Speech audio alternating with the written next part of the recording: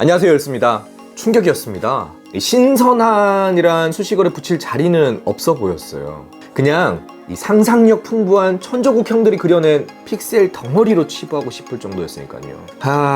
그럼에도 불구하고 얘가 또 출시되면 애플 스토어 쪼르르 뛰어가서 조물딱거리고 있을 이 느낌적인 느낌 강하게 들긴 합니다. 아이폰 11 이야기입니다. 출시도 안 됐는데 뭐 벌써 설레발이냐? 다그치실 분도 계실 겁니다. 하지만 이 반복되는 루머가 현실이 됐던 적이 어디 한두 번이었어야죠. 특히 아이유 3단 고음도 뺨 때릴 법한 3개의 후면 카툭티 카메라는 할 말을 잃게 만들었습니다. 현재까지 나온 아이폰 11 그리고 아이폰 10R 후속이라고 불리는 아이폰 11R 이야기부터 정리해보도록 할게요. 유출된 금형 몰딩을 보면요, 아이폰 11 후면 트리플 카메라는 거의 확정적인 것 같아요. 제품 설계도나 일부 액세서리 제조사의 케이스도 이러한 사실에 힘을 싣고 있죠. 기존 듀얼에서 이 TOF 3D 심도 카메라가 추가될지 혹은 망원이 추가될진 최종 확인은 필요할 겁니다. 다만 분명한 건 아이폰 11도 이 트리플 카메라 대열의 합류, 기정사실로 봐도 무방할 것 같아요. 여기서 한 가지 재밌는 사실은 최근에 공개된 구글의 차세대 픽셀 4 그리고 픽셀 4 XL 역시도 아이폰 11과 유사한 디자인을 채택했다는 점입니다. 안드로이드 진영에 이 노치 디자인이 열병처럼 번졌던 지난날을 생각해보면 사각형 후면 카메라를 표방하는 제조사들도 늘지 않을까 조심스레 예상해봅니다. 전면 한번 보죠. 경쟁사들은 펀치 올이니 완벽한 베젤리스니 새로운 시도를 감행 중이나 아이폰 11은 기존 디자인을 고수할 가능성이 높습니다.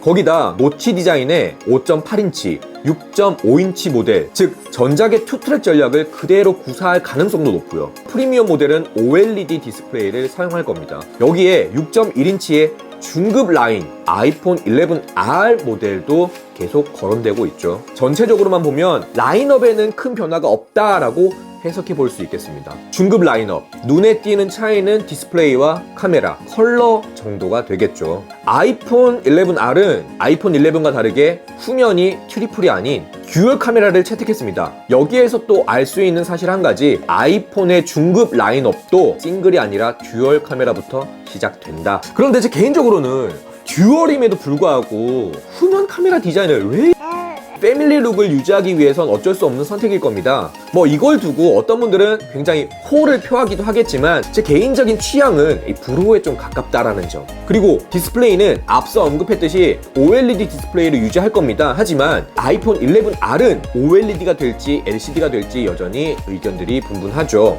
제 개인적으로는 여전히 LCD로 유지가 될 것으로 보입니다. 애플은 OLED로의 체질 변화를 위해서 단연간 디스플레이 공급 체인을 강화해 왔습니다.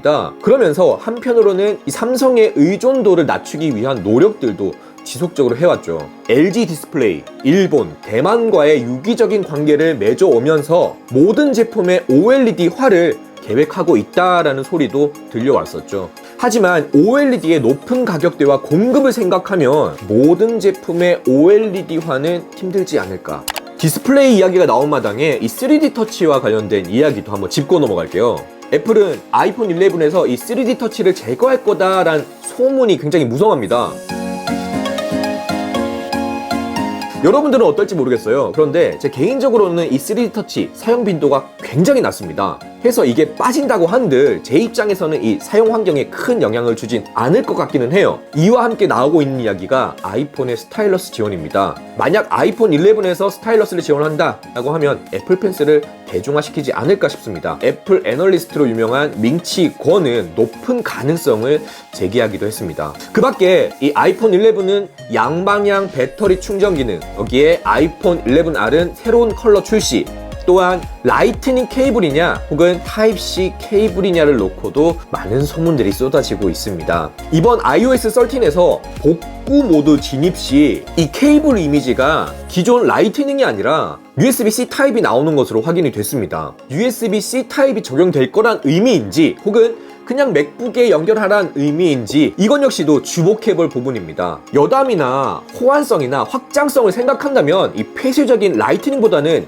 이 USB-C 타입이 확실히 이점이 많기 때문에 정말 개인적으로는 이 USB-C를 택하길 바라봅니다. 제발. 끝으로 가격입니다. 지금의 아이폰 XS도 정말 후덜덜한데 더 높은 가격대가 될 거란 의견이 지배적입니다. 무역 전쟁 탓이다 뭐다 잡음이 굉장히 많이 섞여 있지만 그럼에도 불구하고 또 사겠죠. 팀쿡이 무대에서 입을 떼기 전까진 100% 확신할 수 없는 내용이죠. 하지만 루머, 유출, 공개, 재확인이라는 이 프로세스가 매년 반복되고 있다 보니까 일개의 루머로 치부하기에도 어려운 게 사실이죠. 너무 맹목적으로 믿지만 마시고요. 추가되는 내용들 같이 지켜볼 필요는 있겠습니다. 이 애플 아이폰 11, 11R과 관련된 추가적인 내용들은요. 계속 팔로우업해서 공유해드리도록 하겠습니다. 오늘 영상도 재밌게 봐주셨다면 구독하기, 좋아요, 알람 설정 부탁드릴게요. 지금까지 더러고 열쇠였습니다. 빠이!